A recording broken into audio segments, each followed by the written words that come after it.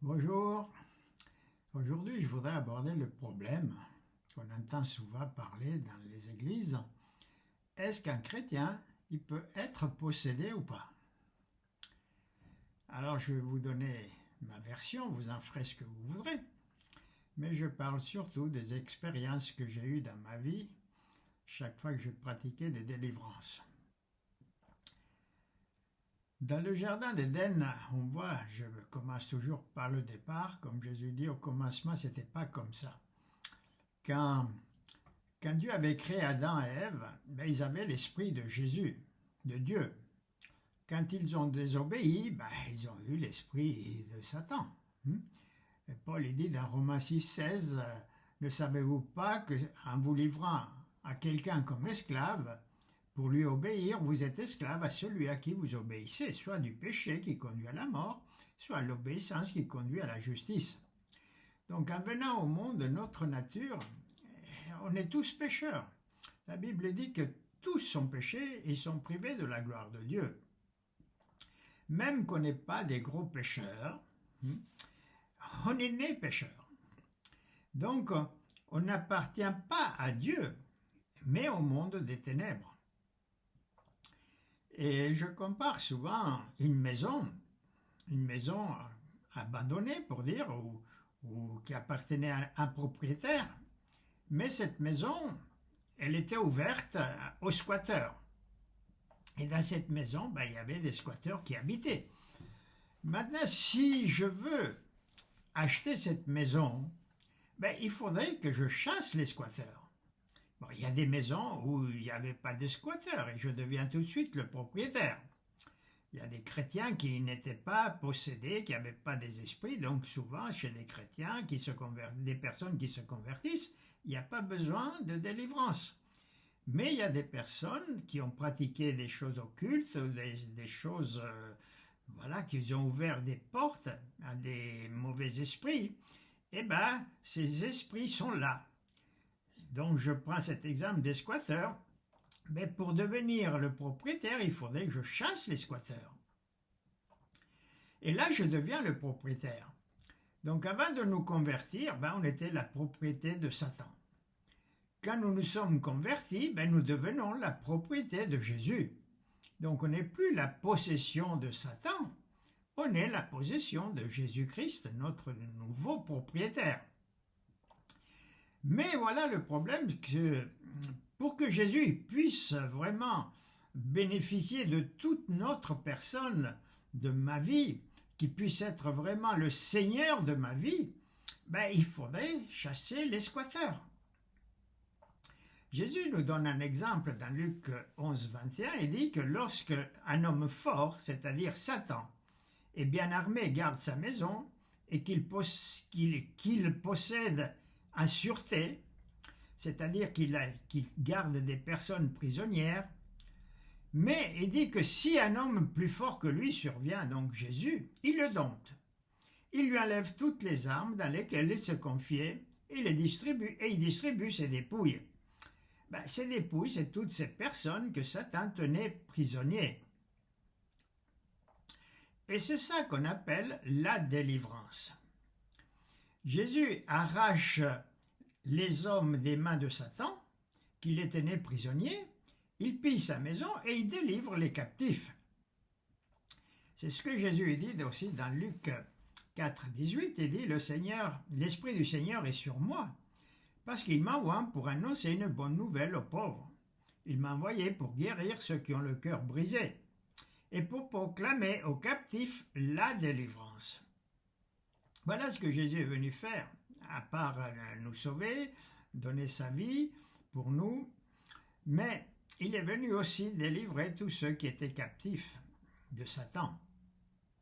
Dans Acte 10, 38, c'est Pierre qui va dire, vous savez comment Dieu a oint d'esprit et de puissance Jésus de Nazareth,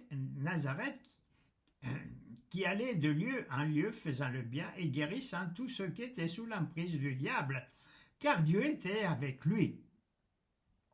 Donc on voit qu'il y avait tous ces gens qui étaient malades, infirmes ou autres. La maladie ne vient pas de Dieu, elle vient de Satan. Ils étaient tous sous l'emprise de Satan et Jésus allait les délivrer. Jésus va dire dans Jean 8, 36, « En vérité, je vous le dis, celui que je délivre, il est vraiment libre. Or, l'esclave ne demeure pas tout le temps dans la maison du Fils, il ne demeure pas toujours. » Donc il va dire que quiconque se livre au péché est esclave du péché. Et il va dire, si donc le Fils vous a franchi, vous libère, vous serez réellement libre. Alors, quelle est la différence entre la possession et une visitation? Donc, j'ai déjà expliqué que si je laisse la porte ouverte, les squatteurs reviennent. Et Jésus va nous donner aussi cet exemple. Il va dire que lorsque l'esprit impur est sorti d'un homme, il va dans les lieux arides pour chercher du repos. N'en trouvant point, il dit « Je retournerai dans la maison d'où je suis sorti. » Et quand il arrive, il la trouve balayée, ornée. Alors la maison est vide, Jésus n'a pas pris la place. Alors il s'en va, il prend cet autre esprit plus méchant que lui. Ils entrent dans la maison, s'y établissent, et la dernière condition de cet homme est pire que la première. Imaginez que je sois le nouveau propriétaire. J'ai acheté la maison, j'ai chassé les squatteurs, et j'ai oublié de fermer la porte. Qu'est-ce qu'il va faire le squatteur? Eh bien, pour me résister, il va chercher des copains. Il va chercher ses copains. Et là, ma condition, elle est pire qu'avant, parce que maintenant, c'est plus un seul squatteur, mais tout un tas de squatteurs que je dois chasser. Donc, j'ai vu cela chez des personnes qu'on a chassé les démons et que leur condition était pire qu'avant. Ça a été bien pendant 2-3 jours, mais quelque temps après, les esprits sont venus et la maladie est revenue, les douleurs, tout est revenu. Et c'est ça la différence entre la possession et la visitation. C'est les esprits qui reviennent, les squatteurs. Et c'est parce que moi j'ai laissé la porte ouverte. Et c'est quoi cette porte ouverte qu'on peut laisser? Souvent c'est le péché. Qu'on n'a pas, en fait, on vit toujours dans le péché. Ça peut être le non-pardon, la haine, l'amertume, la colère, les pratiques occultes qu'on n'a pas abandonnées finalement, la pornographie, la luxure, il y a plein de choses, il y a toute une liste que je pourrais citer. Et l'apôtre Paul il dit que nous n'avons pas à lutter contre la chair et le sang, il dit ça dans Éphésiens 6, 11, mais contre les dominations, contre les autorités, contre les princes de ce monde des ténèbres, contre les esprits méchants dans les lieux célestes. Et il va nous donner une liste qu'il faut prendre pour résister. Et au verset 17, il va dire « Prenez surtout le casque du salut et l'épée de l'esprit qui est la parole de Dieu. » Dans le désert, quand Satan est venu tenter Jésus, Jésus a toujours répondu par la parole de Dieu. Il est écrit. Satan aussi, il donnait des versets de la Bible, mais Jésus il n'a pas essayé de discuter avec lui. Il a toujours dit, il est écrit. Et c'est pour ça qu'un chrétien, il doit savoir qu'est-ce qui sont ses promesses, qu'est-ce que Jésus a obtenu pour nous à la croix. Il dit qu'il a dépouillé les autorités, les principautés, il les a tous livrés en spectacle, en triomphant d'eux par la croix. Donc, est-ce que je connais tous ces passages où je peux citer à Satan qu'il a été vaincu? Et Apocalypse 12, 12, où il dit qu'ils l'ont vaincu à cause du sang de l'agneau et de notre témoignage. Donc, aussi, c'est quoi un esprit? Les gens, ils ont plus peur de Satan que de Dieu. Donc, un esprit, Jésus dit qu'un esprit n'a pas de chair ni d'os, il n'a pas de corps. Un esprit, il a besoin de rentrer chez une personne et manifester ses désirs à travers la personne. Et c'est là que je vois que la personne, il y a un esprit qui se manifeste. Ça peut être un esprit d'alcool. La personne, elle ne buvait pas après, mais après, elle a donné accès à un esprit d'alcool. Et aujourd'hui, l'esprit, lui, ce qu'il veut, c'est boire. il s'en fout, ce qu'il veut c'est de l'alcool, peu importe la qualité. Donc il y en a qui boivent de l'alcool, n'importe quoi comme alcool. Il y a aussi la colère, un esprit qui se met en colère, qui pousse la personne à se mettre en colère, un esprit de viol. Un esprit de viol, il ne regarde pas l'âge de la personne, ni si elle est jolie ou moche, lui ce qu'il veut c'est violer, peu importe. La violence aussi. Mais il y a aussi l'esprit d'infirmité, que Jésus il en parle dans Luc 13, il dit qu'il y avait une femme possédée d'un esprit qui la rendait infirme depuis 18 ans. Elle était courbée, ne pouvait pas du tout se redresser. Et Jésus va dire qu'il fallait la délivrer, que cette femme était sous l'emprise de Satan depuis 18 ans. Mais parfois, il y a des esprits qui ne se manifestent pas forcément dans le corps physique. Ils sont invisibles. Mais ces esprits-là peuvent aussi bloquer la vie d'une personne, l'empêcher d'avancer spirituellement, d'avancer dans son travail, dans sa famille, dans son mariage. Et c'est là qu'il faut avoir le discernement des esprits que le Saint-Esprit nous a donné à certaines personnes. Il dit dans 1 Corinthiens 12, 10, à un autre, il a donné l'esprit de discernement des esprits. C'est quoi le discernement des esprits? Imaginez que dans une pièce, il y a plusieurs personnes, et d'un coup, j'ordonne à Pascal de quitter la pièce. Mais s'il n'y a personne qui s'appelle Pascal, personne ne va sortir. Mais s'il y a vraiment quelqu'un qui s'appelle Pascal, là, il va sortir. Et c'est pour ça qu'il faut discerner quel est l'esprit des fois. Comme je dis, il y a des esprits qui se manifestent par le caractère de la personne, mais d'autres qui sont presque invisibles. Et l'apôtre Jean, il dit dans 1 Jean 4, bien-aimés, n'ajoutez pas foi à tout esprit, mais éprouvez les esprits pour savoir s'ils sont de Dieu. Jésus, il avait le discernement des esprits. Dans Matthieu 16, 13, on voit que Pierre reçoit une révélation par le Saint-Esprit. Jésus demande qu'est-ce que les gens ils disent de moi. Bon, chacun donne sa réponse, mais Pierre il va répondre, tu es le Christ, le Fils de Dieu vivant. Et Jésus lui dit, ça, ce ne sont pas la chair et le sang qui t'ont révélé cela, mais mon Père qui est dans les cieux. À ce moment-là, on voit que Pierre parle sous l'inspiration de Dieu. Mais juste après, Jésus va annoncer sa mort. Il va expliquer qu'il va souffrir, être mis à mort et ressusciter. Et là, on voit Pierre qui s'oppose au plan de Dieu. Il dit, « À Dieu ne plaise, Seigneur, cela ne t'arrivera pas. » Et là, Jésus lui répond, « Arrière de moi, Satan. Tu mets un scandale car tes pensées ne sont pas les pensées de Dieu, mais celles des hommes. » On voit que 5 minutes avant, Pierre a une inspiration du Saint-Esprit, et 5 minutes après, ses pensées sont visitées par Satan, je dirais. Le point important, c'est pas, Jésus ne dit pas à Pierre qu'il est Satan, mais il s'adresse à Pierre de cette façon parce que à cet instant, Pierre exprime une pensée qui va à contresens avec la volonté de Dieu. C'est plutôt la volonté de Satan d'empêcher Jésus d'aller à la croix.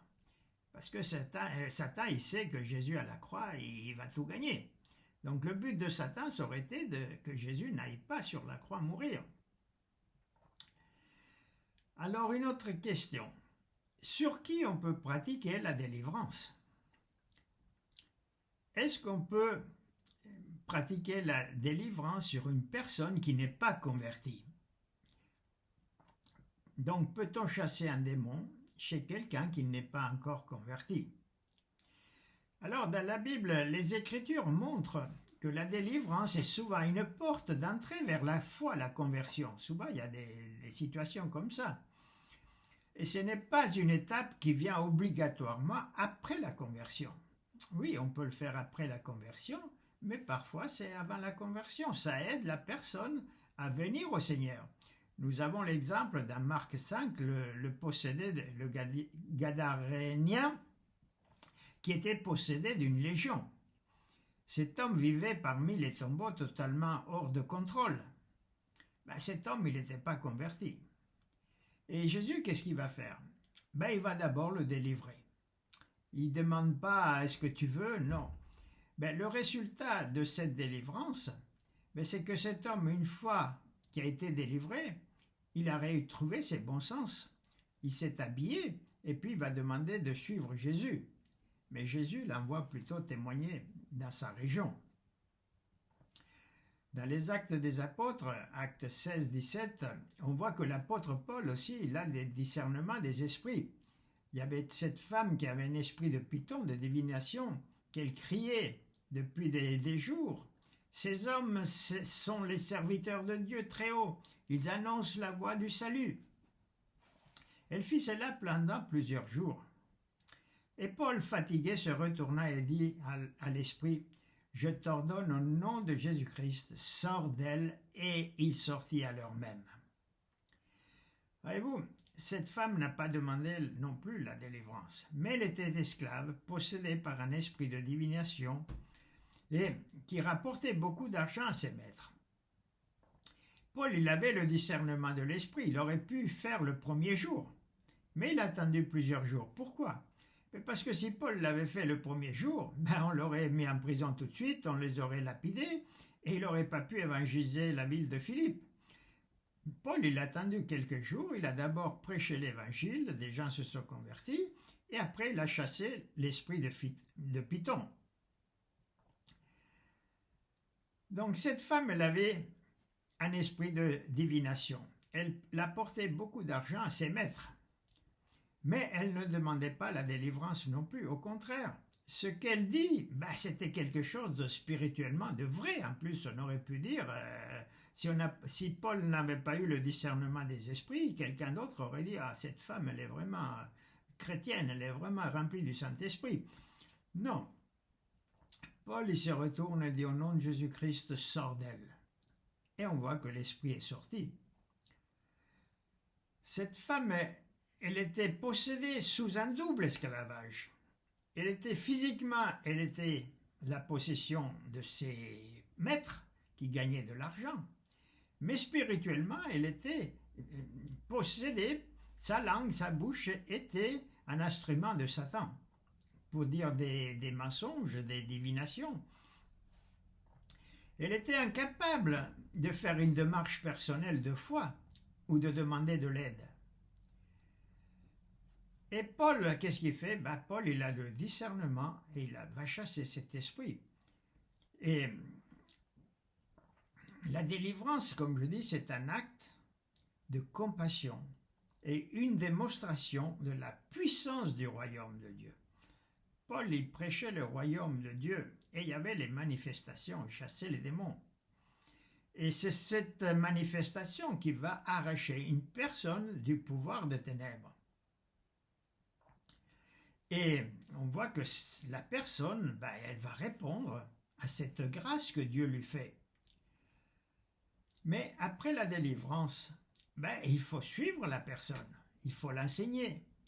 Le suivi, il est essentiel, sinon il y a le risque justement de la maison vide, et c'est là que le message de Jésus a tout son sens, qu'un démon chassé, il revient, il reprend sa place. Si la personne n'est pas remplie du Saint-Esprit après sa délivrance et qu'elle n'accepte pas Jésus comme son sauveur et qu'il n'y ait pas un vrai changement dans sa vie, la maison, on pourrait dire qu'elle reste inoccupée. C'est pourquoi la délivrance d'une personne non convertie doit obligatoirement être accompagnée de l'annonce de l'Évangile, de l'enseignement, afin qu'elle comprenne à confier sa vie à Jésus-Christ et garder la maison remplie de la présence de Jésus dans sa vie. Ce texte ne nous dit pas si cette femme a suivi les apôtres, non. Mais on voit que ce qui s'est passé, c'est que la délivrance de cette femme a totalement brisé le système l'exploitation de ses maîtres.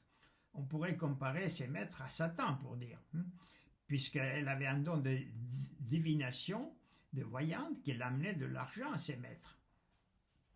Et elle a déclenché aussi une opposition vivante contre les apôtres. Donc on voit qu'il y a quand même eu quelque chose de positif. Alors, est-ce qu'on peut délivrer quelqu'un d'un esprit de dépendance, d'alcool, de drogue ou d'autre, qu'il ne veut pas? Ben non, on ne peut pas. Dieu respecte profondément le libre arbitre de l'être humain. C'est la personne qui décide. On ne peut pas forcer quelqu'un à se convertir, à la conversion. On ne peut pas forcer quelqu'un à être délivré d'une dépendance s'il ne le veut pas. Si une personne aime sa situation et refuse catégoriquement de se convertir, lui chasser un esprit sans son accord serait inefficace et même dangereux pour elle. Maintenant, si c'est une personne de notre entourage, de notre famille, qui ne veut pas, notre devoir, c'est de continuer à prier pour la personne pour qu'elle se convertisse. Voilà, et puis après, une fois convertie, la délivrance viendra de soi. Alors, c'est quoi une possession? Donc, nous sommes créés esprit, âme et corps.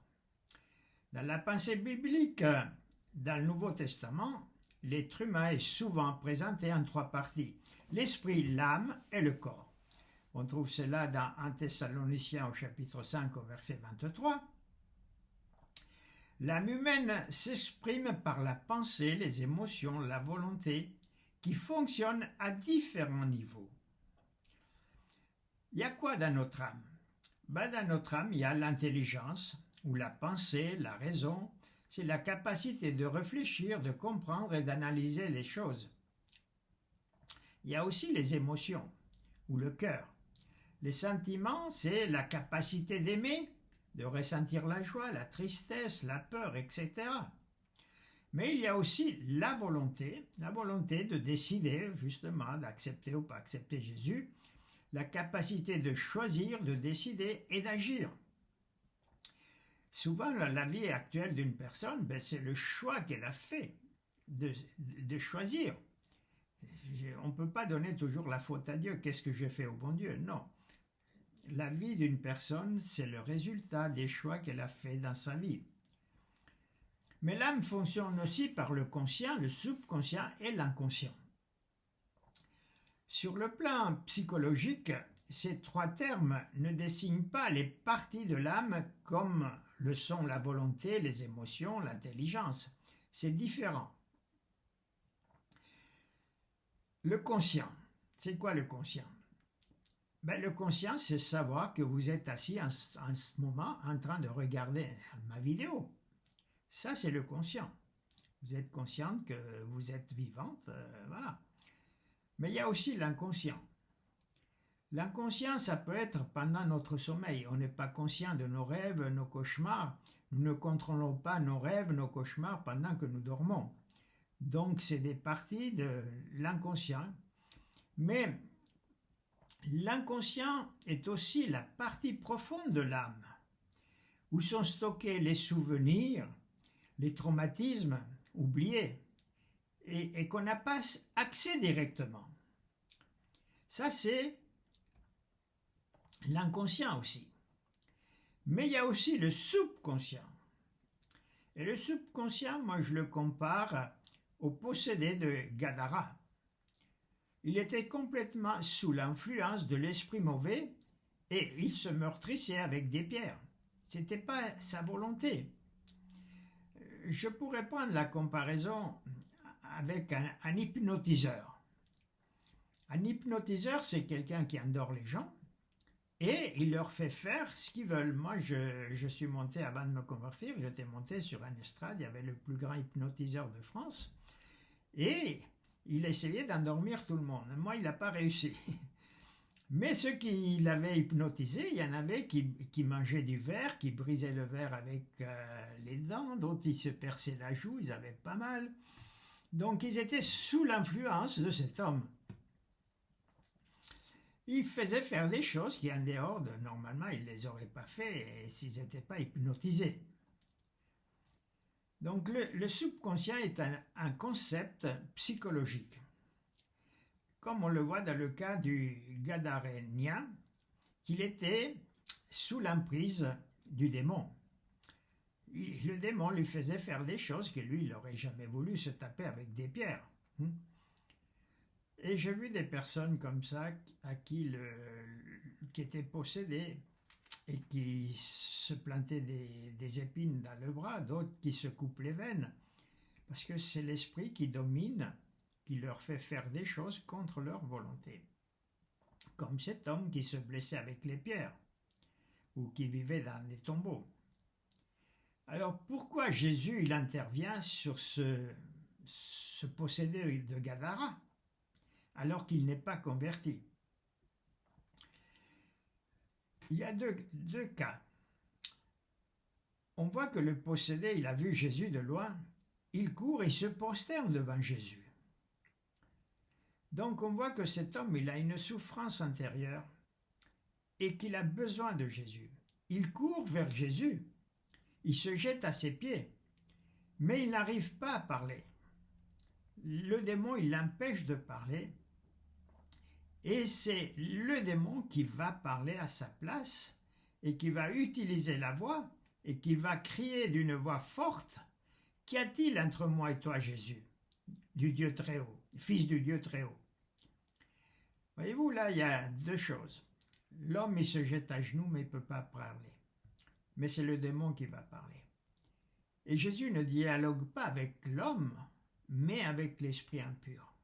Et Jésus lui dit: sors de cet homme, esprit impur. Donc on voit que dans ce cas-là, la personne était tellement opprimée ou manipulée qu'elle n'était plus en mesure d'exprimer une volonté libre. Et c'est là que Jésus intervient pour briser les chaînes qui empêchaient la personne de choisir librement. Et une fois libérée, la personne retrouve toute sa raison et peut décider d'elle-même si elle veut suivre ou pas Jésus. Donc il y a un autre problème. Qui peut pratiquer la délivrance? Souvent dans les églises évangéliques, il n'y a que le pasteur ou les anciens, les autres n'ont même pas le droit de prier, c'est tout pastorisé. Mais dans Marc 16, 17, Jésus va dire: voici les miracles qui accompagneront ceux qui ont cru. Il ne dit pas les pasteurs ou les prophètes, non, tous ceux qui ont cru. À mon nom, ils chasseront les démons. Donc à mon nom, ils chasseront les démons. Dans Luc 19, quand les disciples reviennent de la mission, Luc 10, 19, quand les disciples reviennent de la mission, ils sont tout contents que les esprits leur étaient soumis. Jésus va leur dire: je vous ai donné le pouvoir de marcher sur les serpents et les scorpions, sur toutes les puissances de l'ennemi, et rien ne pourra vous nuire. Alors, moi, il m'est arrivé, ça m'est tombé dessus, de chasser des démons alors que je ne m'étais pas préparé du tout, j'étais tout seul, je n'avais pas jeûné, je n'avais pas prié. Il y en a qui disent qu'il faut chasser, qu'il faut jeûner, prier avant de chasser un esprit. Alors pourquoi souvent, on voit que dans Luc 9, 41, les disciples n'arrivent pas à chasser un esprit chez un jeune garçon, un esprit qui lui faisait faire des crises d'épilepsie. Et ils n'ont pas réussi. Le père amène l'enfant chez Jésus, il dit: est-ce que toi tu peux faire quelque chose? Jésus dit: comment si je peux faire quelque chose? Tout est possible à celui qui croit. Et une fois qu'il a chassé, il se retourne vers les disciples et leur dit: mais race d'incrédules et de perverses, jusqu'à quand serai-je avec vous? Et vous supporterai-je? Amène ici ton fils. Et donc Jésus chasse le démon et l'enfant est délivré. Et quand ils furent rentrés à la maison, les disciples ils posent la question à Jésus: pourquoi nous n'avons pas réussi? Et Jésus dit: c'est à cause de votre incrédulité. Mais cette espèce-là de démon ne sort que par le jeûne et la prière. Ah, là ça devient intéressant. Alors, est-ce qu'il y a des esprits qui sortent par le jeûne et la prière? Normalement, tous les esprits se soumettent au nom de Jésus. Il n'y a pas des esprits plus résistants que d'autres. Oui, ça peut, mais au nom de Jésus, il doit finir par sortir. Alors, c'est quoi cet esprit qui se chasse par le jeûne et la prière? C'était justement l'esprit d'incrédulité qui était chez les chrétiens. C'était ça l'esprit. Si tu as un problème que tu n'arrives pas, tu ne crois pas, et tu te crois impuissant, eh bien, jeûne pour avoir plus de foi. Jésus, il a dit, celui qui croira à mon nom, il chassera les démons. Ça ne veut pas dire forcément celui qui croit en Jésus, mais ça veut dire aussi, est-ce que tu crois que tu peux le faire? C'est ça le problème. Moi, j'ai eu des gens qui m'ont appelé pour la délivrance. Ils me disent, non, tu sais, moi, je ne me sens pas de le faire. Il n'y a pas longtemps, je suis converti. J'étais dans la drogue, l'alcool. Non, je ne me sens pas de le faire. Donc, ils m'appellent pour faire la délivrance. Moi, ça ne me gêne pas. Donc, voilà aussi le problème, c'est que la personne ne croit pas qu'elle a le don de guérison, le don de chasser les démons, de parler d'autres langues, faire des miracles. Mais si tu ne crois pas, les gens ils me disent, moi je croirai quand je verrai un miracle. Ben non, tu n'en verras jamais. Moi je vois des miracles tous les jours parce que je crois aux miracles. Donc, qui on doit appeler pour faire une délivrance? Est-ce que n'importe qui? Non, même si tout le monde en a le don de délivrance, de chasser les démons, mais on ne doit pas appeler n'importe qui non plus. Hein? Donc je dois choisir une personne de confiance déjà, à qui je peux lui faire confiance, qui soit remplie du Saint-Esprit et qui a aussi le discernement des esprits. Mais il faut que cette personne soit remplie d'amour pour les âmes en souffrance. Parce que si elle fait la délivrance, parce que c'est tellement beau, c'est vrai que c'est beau, c'est puissant quand je vois les démons se soumettre au nom de Jésus, quelle puissance dans le nom de Jésus. Mais si à part ça, je n'ai pas de la compassion pour les âmes qui souffrent, comme Jésus dit, je ne vous ai jamais connu. Voilà, je ne vous ai jamais connu. Donc, c'est ça qu'il faut choisir. Si tu as besoin d'aide, tu reconnais. Personne ne va chez le docteur s'il ne reconnaît pas qu'il est malade, et personne n'accepte Jésus comme sauveur s'il ne reconnaît pas qu'il est perdu.